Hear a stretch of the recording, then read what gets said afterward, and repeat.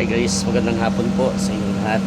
Nandito po tayo ngayon, nagpapahinga dito po sa resort ng ating isang kaibigan sa may Paluan. Ano po, maganda po dito. Very relaxing talaga. No? At syempre sa likuran dito ay sa gitna kasi ito ng bundok.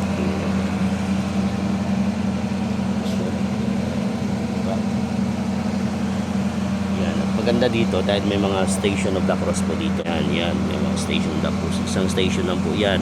Ang susunod na estasyon, doon naman po yan, yun, may mga station of the cross. At napakagandang mga station of the cross po yan. Tingnan nyo.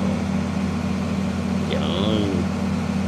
Talagang pinagawa po yan sa mga magagandang at mga talentadong sculpturist. So, sculpturist.